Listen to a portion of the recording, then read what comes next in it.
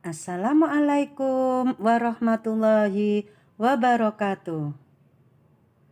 Anak-anak, bagaimana kabar kalian semua? Mudah-mudahan sehat selalu ya. Anak-anak, sekarang ini kalian sudah memasuki semester 2. Tentunya di semester 2 ini kalian tambah rajin belajar dan beribadah seperti kisah Nabi Yunus yang akan Bu Ani sampaikan. Mari kita simak kisah Nabi Yunus alaihi salam. Kisah Nabi Yunus ini diterangkan di dalam Al-Quran surat Al-Anbiya ayat 87 sampai 88. Anak-anak, Nabi Yunus ternyata adalah orang yang paling tekun beribadah dan memiliki akhlak mulia.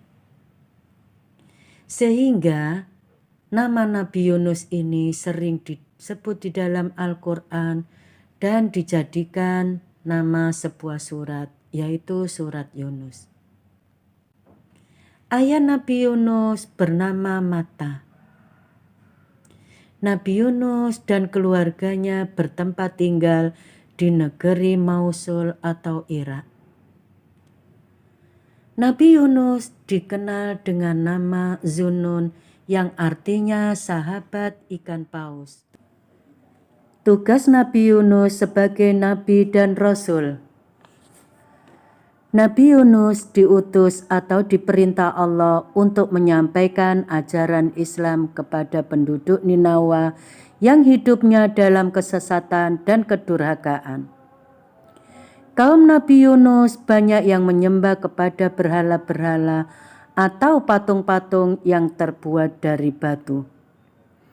Mereka meyakini bahwa patung-patung itulah yang berhak untuk disembah. Usaha Nabi Yunus untuk mengajak kaumnya ke jalan yang benar. Setiap hari Nabi Yunus selalu berdakwah atau mengajak kaumnya ke jalan yang benar. Nabi Yunus selalu mengingatkan kepada kaumnya bahwa yang wajib disembah hanyalah Allah, karena Allah itu Maha Pencipta.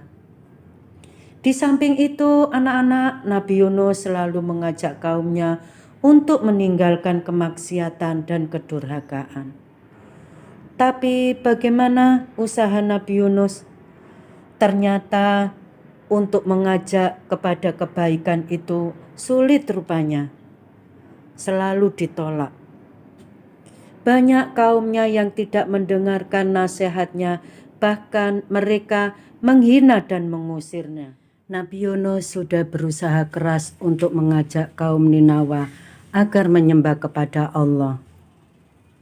Tapi ternyata kaum Ninawa hanya sedikit yang mengikuti ajakan Nabi Yunus.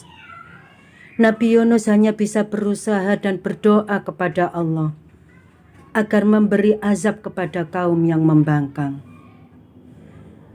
Di samping itu, Nabi Yunus sudah mengingatkan dan memberikan waktu untuk bertaubat selama 30 hari.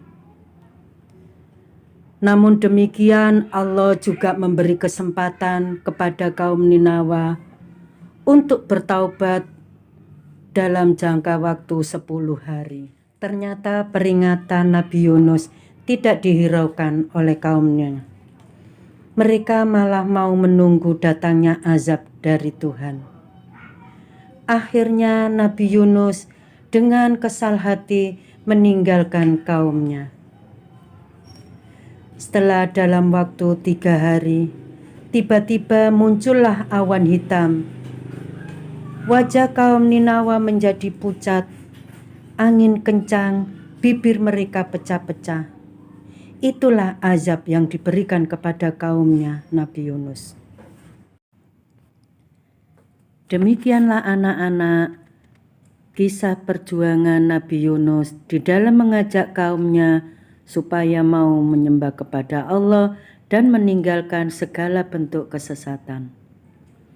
Anak-anak, dalam kisah tersebut ada beberapa hikmah yang patut kita contoh. Di antaranya yaitu sebagai orang yang beriman, kita harus rajin beribadah. Contohnya sholat, mengaji, belajar, itu termasuk ibadah. Berikutnya, berperilakulah yang baik atau bersikaplah yang baik.